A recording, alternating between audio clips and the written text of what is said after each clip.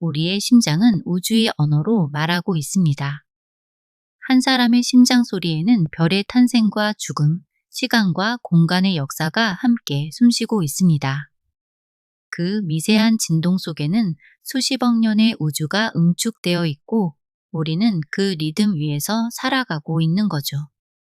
우리가 살아있다는 사실, 그 자체가 이미 우주의 기적이며 존재가 스스로에게 던지는 가장 아름다운 대답입니다. 지금 이 순간 우리의 심장은 우주의 리듬과 함께 뛰고 있습니다. 그 한 번의 박동마다 우리 몸속의 철 원자들이 산소를 실어 나르고 있죠. 그런데 이 철 원자는 어디서 온 것일까요? 놀랍게도 이 철은 수십억 년 전 죽어가던 별의 중심부에서 만들어졌습니다. 초신성 폭발이라는 우주 최대의 폭발 속에서 탄생했던 겁니다. 그 폭발은 너무나 강렬해서 단 한 개의 별이 은하 전체보다 눈부시게 빛났습니다. 그 찰나의 불꽃 속에서 철과 탄소, 산소와 칼슘이 태어나 우주로 흩어졌습니다. 그 원소들은 수십억 년의 시간을 건너와 마침내 우리의 몸과 숨결이 되었습니다. 우리는 폭발한 별의 재로 만들어진 존재입니다. 인간은 별의 탄생을 거슬러 올라가며 묻습니다. 그 별은 어디서 왔고 그 별을 낳은 우주는 어디서 시작되었을까? 만약 정말 아무것도 없던 순간이 있었다면 그 문은 어떻게 존재를 품어낼 수 있었을까요? 우리는 사유의 고리를 따라 존재의 근원을 향해 걸어갑니다. 별과 행성, 생명과 의식의 길을 거슬러 오르면 결국 우리는 존재 이전의 침묵, 무의 문턱과 마주하게 됩니다. 그러나 그 문은 단순한 공허가 아니었습니다. 그곳은 모든 것이 태어날 수 있었던 가능성이 바다였습니다. 시간도 공간도 형태도 아직 존재하지 않았지만 잠재된 에너지가 첫 숨을 쉬려는 순간이 있었습니다. 그 떨림이 우주를 열었고 존재는 스스로를 느끼기 시작했습니다. 그리고 인간은 그 비밀을 탐구하기 위해 태어난 의식이라 할 수 있습니다. 생각하고 느끼며 그 과정을 통해 배우고 성장하고 행복을 깨닫는 존재로 진화해 온 것입니다. 우리는 그 여정 속에서 우주의 의식이 자신을 이해하려는 시도를 계속 이어가고 있습니다. 어린 시절 저는 밤하늘을 바라보며 자주 생각했습니다. 저 머나먼 별들은 언제부터 그 빛을 내기 시작했을까? 우주가 생겨나기 전에는 과연 무엇이 존재했을까? 그리고 만약 누군가가 이 거대한 우주를 만들었다면 그 존재는 또 어디에서 비롯되었을까라고요. 그 물음은 하나가 끝나면 또 다른 물음을 낳았습니다. 마치 거울 두 개를 마주 세웠을 때 끝없이 이어지는 빛의 통로처럼 사유는 스스로를 비추며 깊이를 더해 갔습니다. 그렇게 질문은 또 다른 질문을 낳으며 끝없이 이어졌습니다. 그리고 마침내 그 물음은 하나의 방향으로 모였습니다. 도대체 이 모든 것은 어디서, 어떻게 시작된 것일까? 그 답을 찾으려는 인간의 시도는 결국 시간의 가장 깊은 근원으로 향했습니다. 태초의 순간, 모든 것은 시간도 공간도 없던 한 점 속에 존재했습니다. 그 점은 상상할 수도 없는 밀도와 에너지를 품은 채 우주의 첫 숨결을 준비하고 있었습니다. 그 점이 폭발처럼 팽창하면서 우주가 스스로를 펼치기 시작했던 거죠. 이 위대한 시작을 인류는 빅뱅이라 부릅니다. 지금 우리가 보는 우주 배경 복사는 그 순간의 잔향이며 우주가 태어나던 그 첫 순간의 빛이 아직도 우리에게 말을 걸고 있습니다. 우리가 알고 있는 시간과 공간은 빅뱅의 순간에 함께 태어났습니다. 그 이전에는 공간도 시간도 심지어 물리 법칙조차 존재하지 않았다고 합니다. 특이점이라 불리는 그곳은 무한한 밀도와 에너지를 품은 상태로 모든 법칙이 작동하기 이전의 현실이었습니다. 빅뱅 이전을 묻는 것은 시간이라는 개념이 생기기 전의 세상을 시간의 언어로 설명하려는 시도와 같습니다. 그곳에서는 이전이라는 개념 자체가 성립하지 않습니다. 마치 북극에서 더 북쪽으로 가려는 것과 같습니다. 북극에서는 모든 방향이 남쪽이기 때문입니다. 시간이 없었다는 것과 무언가가 원인 없이 존재한다는 것은 다른 문제입니다. 존재론적 질문은 여전히 남아 있습니다. 시간이 존재하지 않았다는 말은 단순히 시계가 멈춰 있었다는 뜻이 아닙니다. 그것은 원인과 결과라는 질서 자체가 아직 만들어지지 않았다는 뜻입니다. 그렇다면 아무것도 없던 그곳에서 어떻게 무언가가 스스로 태어날 수 있었을까요? 어떤 사람들은 우리 우주 이전에 다른 우주가 있었다고 말합니다. 하지만 그렇다면 그 이전의 우주는 어디서 비롯되었을까요? 그 이전의 이전에는 또 무엇이 있었을까요? 질문은 끝없이 이어집니다. 만약 우주가 원래부터 존재했다고 말한다면 그것은 설명이 아니라 단순한 가정에 불과합니다. 왜 과거의 우주는 원인 없이 존재할 수 있는데 지금의 우주는 그렇지 못한가? 그 이유를 논리로만 설명하기는 어렵습니다. 우리는 빅뱅 이전의 그 점이 어디서 생겨났는지조차 알 수 없습니다. 현재의 물리학 법칙은 시간과 공간이 태어난 그 지점에서 멈춰버리기 때문입니다. 시간이 시작되지 않았으니 그 전이라는 말 자체가 의미를 잃는 겁니다. 우주의 모든 법칙이 함께 태어난 그 경계 너머는 인간의 언어와 인식이 닿을 수 없는 영역입니다. 그래서 과학은 그 지점을 특이점이라 부르고 철학은 그곳을 무의문턱이라 부릅니다. 그런데 여기서 모순이 생깁니다. 만약 과거의 우주는 원인 없이 존재할 수 있었다면 왜 현재의 우주는 반드시 원인을 가져야만 한다고 말하는 걸까요? 존재의 논리는 어느 한쪽만 예외로 둘 수 없습니다. 이전의 우주가 특별한 예외일 수는 없는 거죠. 결국 단순한 가정만으로는 존재의 근원을 이해할 수 없습니다. 강이 바다로 흘러간다면 그 근원을 품은 첫 물줄기가 있어야 하듯이 정교한 체계일수록 그 배후에는 이유가 따라야 합니다. 그런데 이전 우주가 아무런 원인 없이 스스로 존재한다고 말한다면 차라리 단순한 물리 법칙이 그냥 존재한다고 보는 편이 더 이해하기 쉽습니다. 만약 모든 존재를 설명하는 근원이 있다고 해도 그 근원은 또 어디서 비롯되었을까요? 그 위를 또 다른 원인이 그 아래를 또 다른 이유가 지탱한다면 끝은 어디일까요? 20세기 초 과학자들은 원자보다 더 작은 세계를 들여다보기 시작했죠. 그리고 그들이 발견한 것은 우리의 상식을 완전히 뒤엎는 현상들이었습니다. 진공은 텅 빈 공간이 아니었습니다. 진공은 사실 엄청나게 바쁜 공간입니다. 눈 깜짝할 사이보다 훨씬 짧은 순간에 입자와 반입자 쌍이 생겨났다가 서로 부딪혀 사라집니다.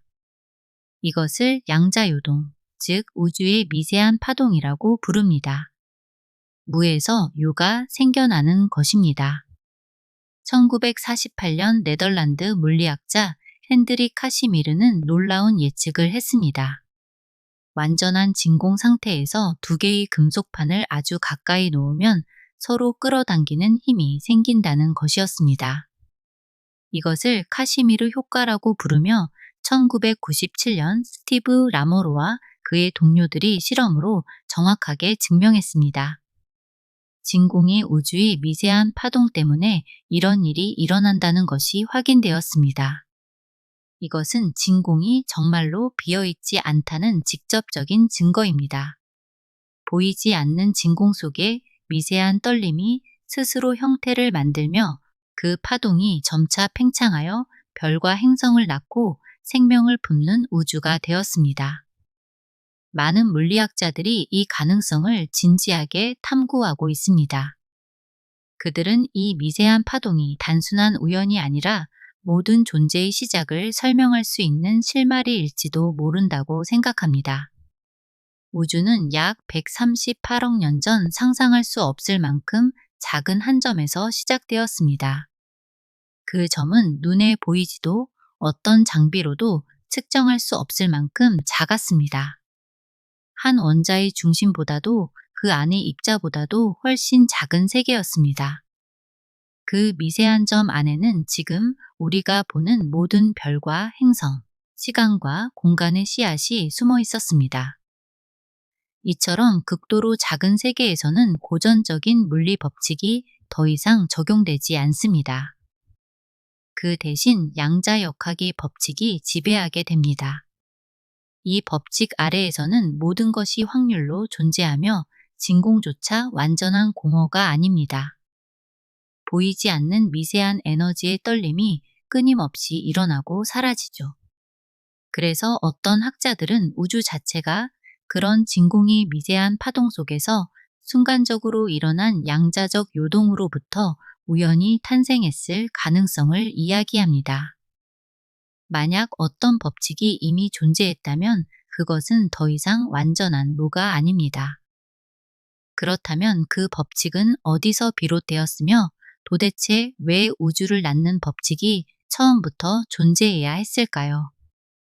이 지점에서 양자역학의 또 다른 놀라운 원리를 살펴볼 필요가 있습니다. 바로 불확정성 원리입니다. 1927년 젊은 물리학자 베르너 하이젠베르크는 하나의 혁명적인 사실을 밝혀냈습니다. 우리는 어떤 입자의 위치와 운동량을 동시에 정확하게 알 수 없습니다. 하나를 정확히 측정하려 하면 다른 하나는 흐려집니다. 이것은 인간의 측정 기술이 부족해서가 아니라 자연 그 자체의 근본적인 성질인 겁니다. 세계는 본질적으로 불확정한 상태 속에서 존재하고 있는 거죠. 입자는 관측하기 전까지 모든 가능한 상태의 중첩으로 존재합니다. 그리고 우리가 관측하는 순간 파동함수가 붕괴하면서 하나의 확정된 상태로 나타납니다. 이것이 의미하는 바는 심오합니다. 관측하기 전의 세계는 확정되지 않은 가능성이 구름으로 존재하죠. 이중슬릿 실험은 그 신비를 가장 명확하게 보여줍니다. 전자는 단순한 입자가 아니라 파동의 성질을 함께 지니고 있습니다. 두 개의 좁은 틈을 통과한 전자가 스스로 간섭 무늬를 만들어낼 때 과학자들은 전자가 마치 스스로를 파동처럼 퍼뜨리며 지나간다는 사실을 확인했습니다. 그 순간 이 실험은 양자역학의 본질을 드러내는 상징이 되었습니다. 전자를 한 번에 하나씩 쏘아도 관측하지 않으면 전자는 파동처럼 행동해 간섭 무늬를 만듭니다. 마치 동시에 두 개의 틈을 모두 통과한 것처럼 행동하는 것이죠. 하지만 전자가 어느 틈을 통과하는지 관측하는 순간 간섭 무늬는 사라집니다. 전자는 입자처럼 한쪽 길만을 택합니다. 즉, 관측이라는 행위가 전자의 행동을 바꾸는 것입니다.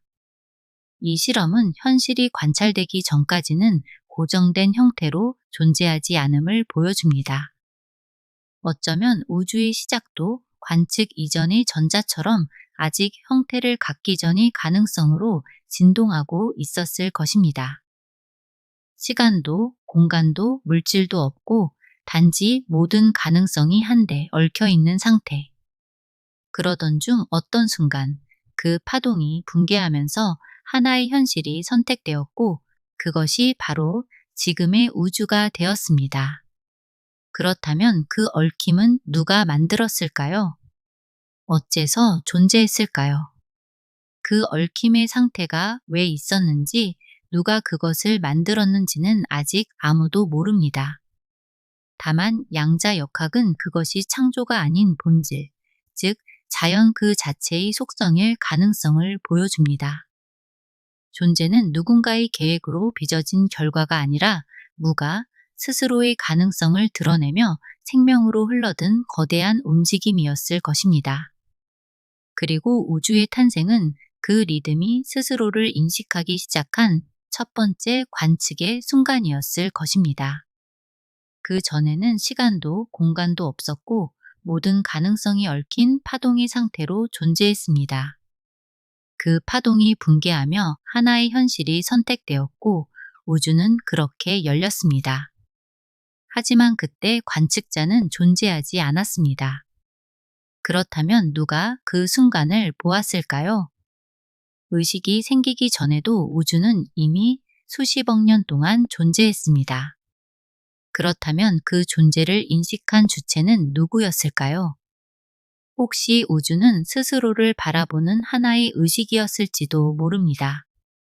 1960년대 물리학자 존 휠러는 참여적 우주론이라는 개념을 제안했습니다. 우주는 관측자 없이 존재할 수 없고 관측자는 우주 없이 존재할 수 없다는 것입니다. 우주와 관측자는 서로를 만들어냅니다. 양자 얽힘이란 개념이 등장했을 때 1935년에 아인슈타인은 큰 의문을 품었습니다. 그는 이 현상이 현실적으로 말이 되지 않는다고 생각했던 거죠. 그래서 두 입자를 서로 얽어 놓은 뒤 먼 우주의 반대편으로 보낸다는 사고 실험을 제시했습니다. 그러고 나서 한쪽 입자의 상태를 측정하면 다른 입자의 상태가 동시에 정해지는 것입니다. 거리와 시간을 초월한 이 동시성은 고전 물리학으로는 설명할 수 없는 미스터리였습니다. 아인슈타인은 양자역학이 완전하지 않다고 믿었습니다. 그는 우주가 확률이 아니라 분명한 원인과 결과로 움직여야 한다고 생각했습니다. 하지만 이후의 실험들은 그 믿음을 뒤흔들었습니다.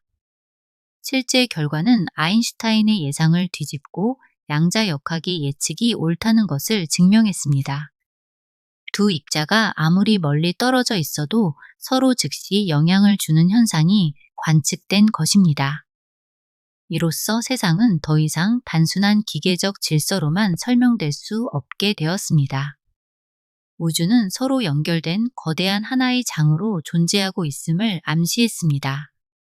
철학적 시선을 지닌 물리학자 데이비드 봄은 이 현상을 단순한 입자 간의 상호작용이 아니라 우주 전체의 내재된 질서로 이해했습니다.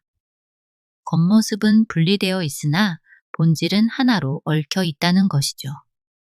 그가 남긴 통찰은 물리학자들의 실험 속에서 되살아났습니다. 1964년 존 벨이 제시한 부등식은 봄이 말한 보이지 않는 전체성, 즉 숨은 질서의 실제를 수학적으로 드러낸 것입니다. 이로써 양자 얽힘은 더 이상 이론이 아닌 우주의 근본을 비추는 창이 되었습니다. 존 벨의 부등식은 이후 여러 실험을 통해 양자 얽힘이 실제 현상임을 확증했습니다. 양자 얽힘은 거리와 상관없이 두 입자가 하나로 연결되어 있음을 보여줍니다. 이제 우리는 양자 얽힘이 단지 미시적인 현상이 아니라 우주 전체의 본질을 드러내는 단서임을 깨닫게 됩니다. 모든 것은 연결되어 있었고 그 연결의 기원은 우주의 탄생 순간으로 거슬러 올라갑니다. 우주의 모든 입자는 머나먼 태초 빅뱅의 순간에 하나의 점으로 응축되어 있었습니다. 모든 것이 하나였던 그 순간 우주의 모든 입자들은 서로 상호작용했습니다. 그렇다면 양자 얽힘의 원리에 따라 우주의 모든 입자는 지금도 여전히 연결되어 있는 것입니다. 우리의 몸을 구성하는 원자들과 저 먼 은하의 별을 구성하는 원자들이 보이지 않는 방식으로 연결되어 있습니다. 이 모든 연결은 단지 상징이 아니라 물리적 사실입니다. 우리의 몸속 원자와 별의 원자가 한때 같은 우주 먼지 속에서 태어났기 때문이죠. 우리의 몸은 무엇으로 만들어져 있을까요? 탄소, 수소, 산소, 질소, 인, 황, 그리고 칼슘과 철입니다. 이것들은 어디서 왔을까요? 놀랍게도 이 원소들은 빅뱅 직후에는 존재하지 않았습니다. 빅뱅 직후에는 수소와 헬륨, 그리고 아주 소량의 리튬만 있었습니다. 그렇다면 생명을 구성하는 복합적인 원소들은 어디서 온 것일까요? 별이 중심부입니다. 별은 거대한 핵 융합이 공장입니다. 수소는 헬륨이 되고 헬륨은 탄소와 산소로 바뀌며 점점 더 복잡한 원소들이 태어납니다. 하지만 철보다 무거운 원소는 별이 평생의 빛을 다한 후 초신성이라는 마지막 폭발 속에서만 만들어집니다. 그 찰나의 폭발은 금, 은, 우라늄 같은 새로운 원소를 낳고 우주로 흩뿌립니다. 수십억 년의 시간이 흐른 뒤 그 흩어진 조각들이 다시 모여 별과 행성, 그리고 인간이라는 의식을 품은 생명을 탄생시켰습니다. 초신성 폭발이 일어나고 우주의 별이 탄생하고 다시 죽고, 이런 순환이 우리에게 의미하는 바는 무엇일까요? 자연을 보면 봄에 꽃이 피고 가을에 낙엽이 지며 겨울을 견디고 다시 봄을 맞이합니다. 인간도 태어나고 자라고 늙고 죽습니다. 하지만 죽음은 끝이 아닙니다. 우리 몸을 구성하던 원자들은 다시 자연으로 돌아가 다른 생명의 일부가 됩니다. 부처는 이것을 환생이라고 가르쳤습니다. 개별적인 영혼이 다른 몸으로 옮겨간다는 의미가 아니라 모든 것이 연결되어 끊임없이 변화하고 순환한다는 의미입니다. 현대 물리학이 다중우주 이론도 비슷한 이야기를 합니다. 우리 우주가 팽창하고 수축하기를 무한히 반복하거나 무수히 많은 우주가 동시에 존재하며 각각 다른 역사를 쓰고 있을 수도 있습니다. 탄생과 죽음의 반복은 우주의 기본 설계입니다. 이것은 소멸이 아니라 변화이며 끝이 아니라 새로운 시작입니다. 우리 몸속 칼슘은 죽어가는 별에서 왔고, 우리의 피를 구성하는 철은 초신성 폭발에서 왔으며, 우리 세포 하나하나를 구성하는 탄소는 별이 중심부에서 만들어졌습니다. 우주와 우리는 같은 물질로 만들어져 있습니다. 우리는 우주 그 자체입니다.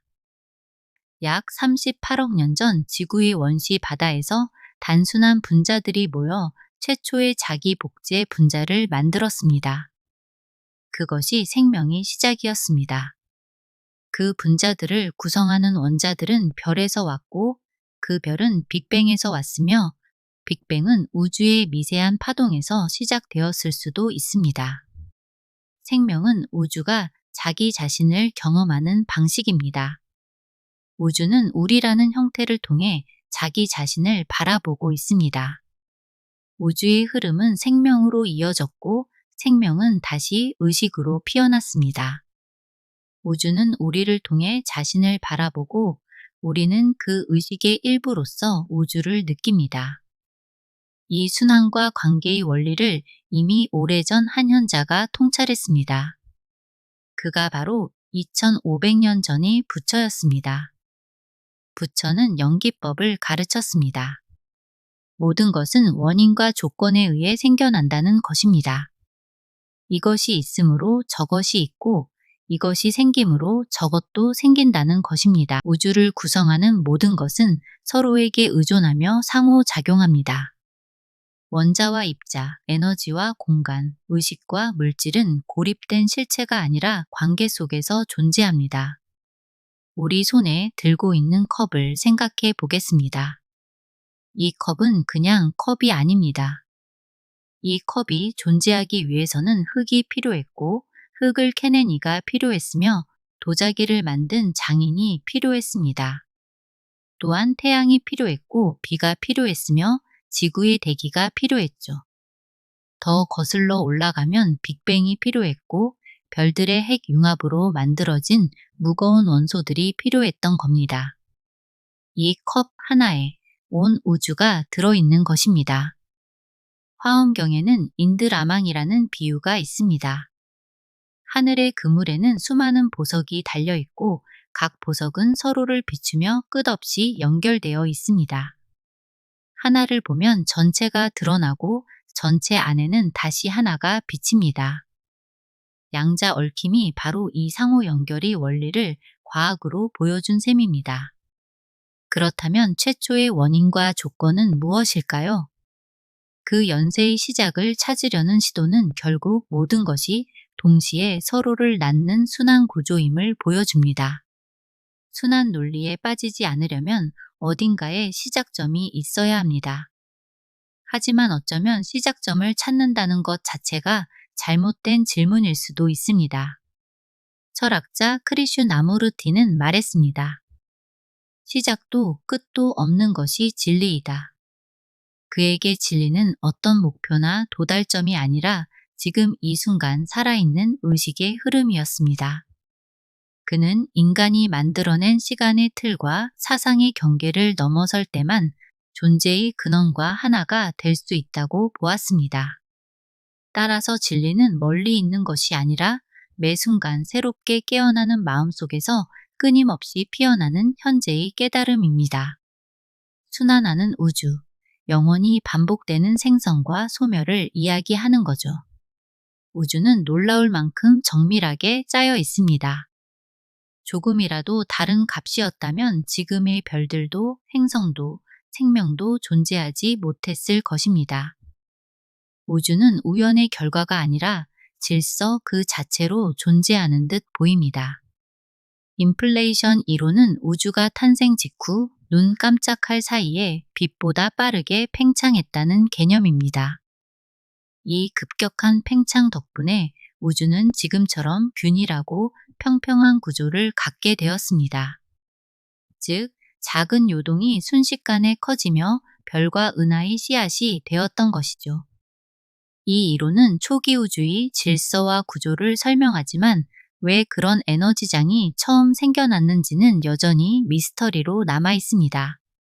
1981년에 인플레이션 우주론을 발표한 물리학자 앨런 구스는 무한히 많은 우주, 즉 다중우주의 개념을 제안했습니다.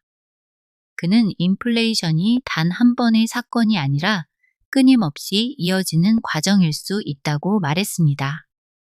그 결과 우리 우주는 거대한 다중우주 속에서 떠있는 수많은 거품 중 하나일지도 모른다고 보았던 겁니다. 그러나 그 모든 우주를 관통하는 법칙이 어디서 비롯되었는지에 대해서는 누구도 답하지 못합니다. 이때 한 가지 더 놀라운 사실이 드러납니다. 우주는 수학의 언어로 쓰여 있습니다. 자연의 움직임과 수학식이 완벽히 일치합니다. 별의 궤도, 물질의 구조, 빛의 흐름이 모두 숫자와 식으로 표현됩니다.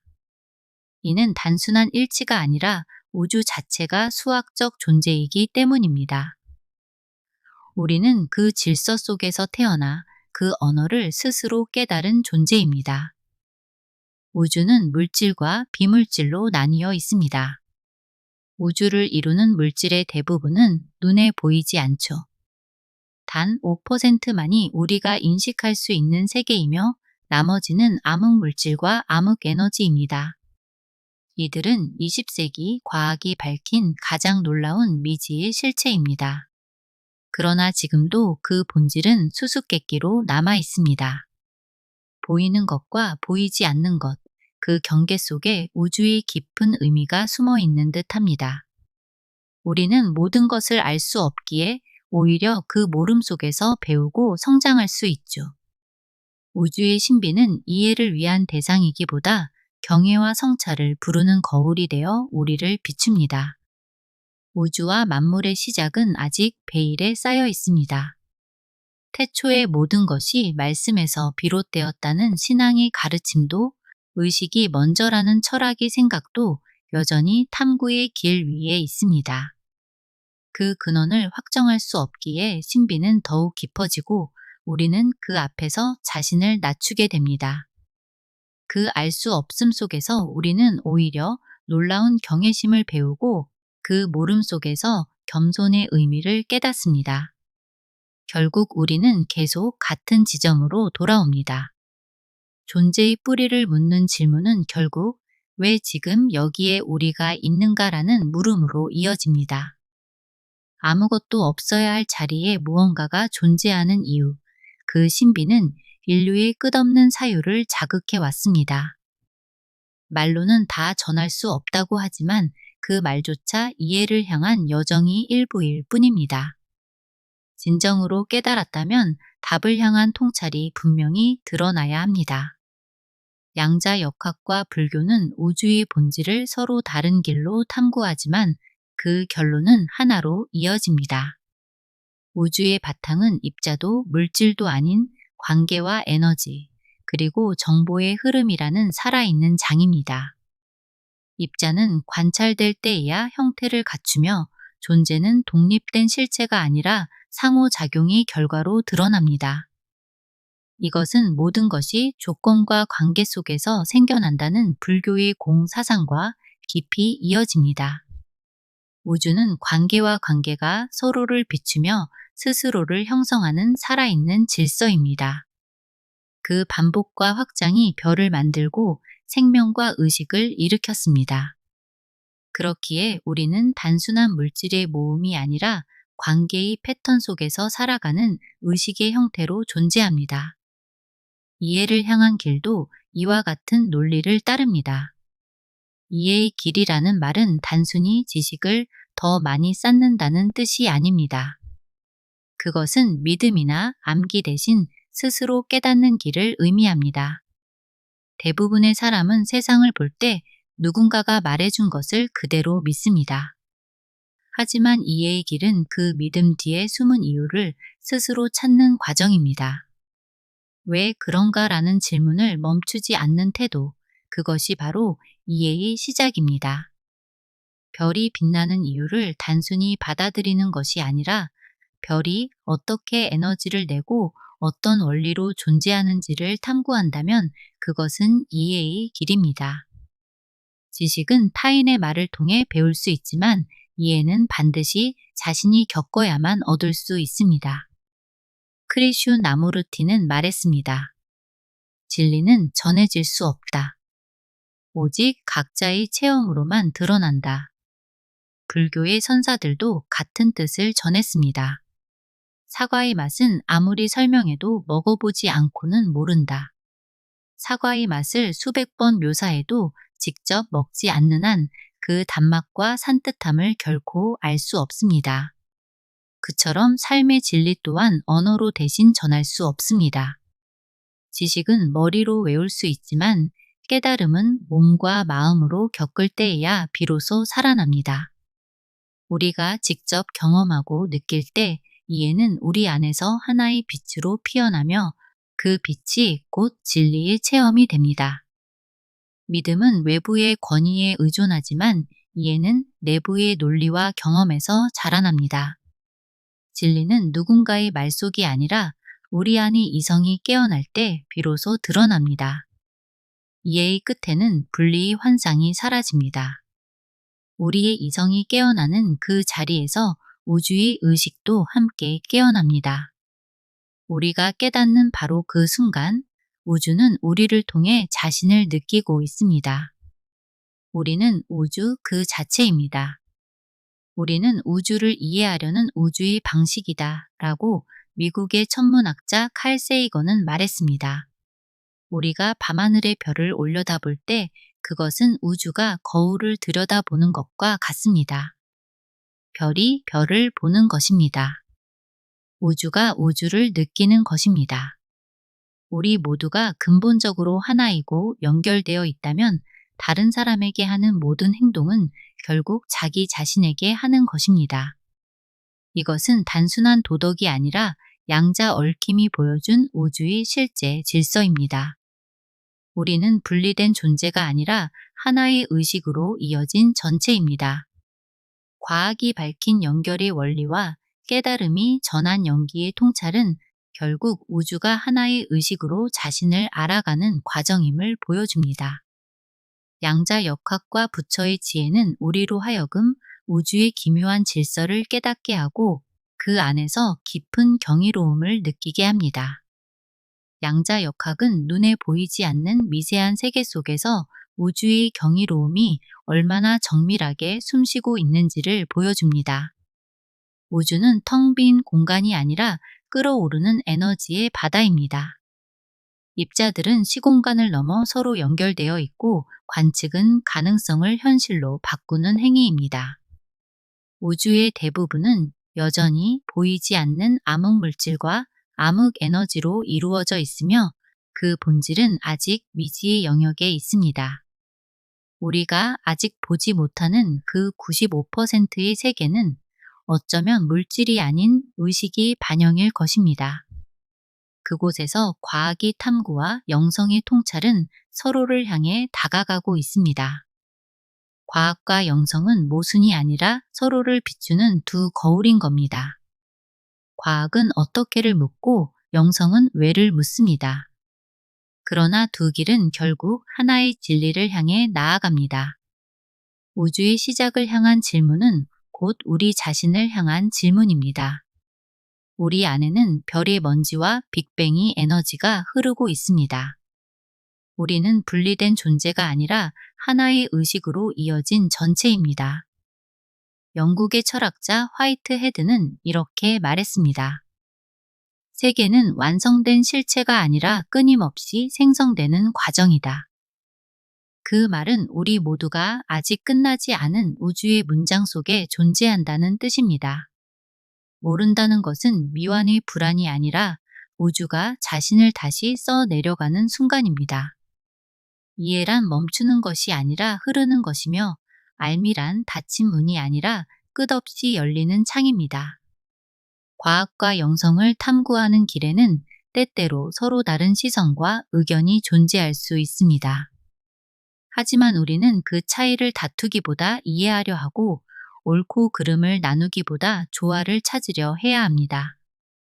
과학의 논리와 성각자의 철학이 서로를 비추며 만날 때 진리는 더욱 깊어지고 깨달음은 더욱 넓어집니다. 그것이 바로 성장의 길이며 우리가 함께 나아가야 할 방향입니다. 우리는 일상의 작은 순간들에서 깊은 의미를 발견할 수 있습니다. 창문을 통해 들어오는 한 줄기 햇살에도 수십억 년의 우주 여정이 담겨 있습니다. 그 빛은 태양의 심장에서 태어나 지구의 공기를 통과해 우리의 눈에 닿기까지 별의 핵 융합과 시간의 흐름이 만든 기적입니다. 한 모금의 맑은 물에도 우주의 숨결이 스며 있습니다. 그 물방울은 구름이 되고 비가 되어 흙으로 스며들며 다시 생명을 일으키는 순환의 기억을 품고 있습니다. 그 빛은 먼 은하에서 출발해 우주를 건너 우리의 눈에 도달한 존재와 시간의 증거입니다. 우리가 무심코 지나치는 모든 순간이 사실은 우주 역사의 정점입니다. 한 사람의 통찰이 또 다른 마음에 닿을 때 그 빛은 연결이 그물망 속으로 퍼져나가는 겁니다. 이해의 여정은 결코 혼자가 아니라 함께 걷는 길이며 한 존재의 깨달음이 또 다른 존재의 깨어남을 부르고 그렇게 우주는 의식의 고리를 이어가는 것입니다. 과학과 의식은 결코 떨어져 있지 않습니다. 과학은 인간이 깨달음에 다가가도록 돕는 도구이며 의식은 그 길을 비추는 등불입니다. 그래서 우리는 함께 이 진리를 탐구하고 기록하며 나누려 합니다. 배움은 깊어질수록 더 넓은 세계를 엽니다. 배우면 배울수록 과학이 마음을 깨우고 철학이 세상을 품으며 진리의 말씀이 우리를 더 깊은 이해로 이끌어줍니다. 그 깨달음의 여정 속에서 또 다른 내가 피어나고 그 배움의 기쁨을 행복이라 느끼는 또 하나의 내가 평행우주의 어딘가에서 미소 짓고 있을 겁니다. 지금까지 우리는 별의 숨결에서 시작된 우주의 이야기와 그 안에서 깨어난 의식의 여정을 함께 따라왔습니다. 그 여정의 끝에서 우리는 모든 탐구의 목적지는 결국 우리 자신이었다는 것을 깨닫습니다. 깨달음은 우주가 우리를 통해 스스로를 기억해내는 과정입니다. 그래서 이제 그 깨달음을 세상과 나누려 합니다. 우리 안에서 깨어난 깨달음은 머물러 있을 수 없습니다. 깨달음은 혼자 간직할 때 완성되지 않습니다. 이해가 나눔으로 이어질 때 지식은 지혜로 피어나고 우주는 우리를 통해 스스로를 확장합니다. 가치 토커 채널에서 계속해서 우주는 하나의 의식으로 이어져 있다라는 메시지를 전하는 이유는 하나입니다. 단 한 사람이라도 깨닫고 이 세상이 조금이라도 더 좋은 방향으로 나아가길 바라는 마음 때문입니다. 먼저 깨달은 내가 아직 눈뜨지 못한 또 다른 나에게 그 빛을 전해야 하는 거죠. 그것이 바로 연결의 의미이며 존재의 아름다움입니다. 그 깨달음의 여정은 끝이 아니라 새로운 박동으로 이어져 우리의 심장이 다시 별의 기억으로 뛰기 시작합니다. 초신성에서 태어난 원소로 이루어진 우리는 빅뱅의 흔적을 품은 의식입니다. 시작은 여전히 수수께끼이지만 양자 얽힘이 보여주듯 만물은 서로 연결되어 있습니다. 알문 믿음이 아니라 경험에서 피어납니다. 우리는 우주가 자신을 알아가는 눈이며 그 깨달음을 나눌 때 우주는 더욱 깊어진다는 것을 잊지 마시길 바랍니다.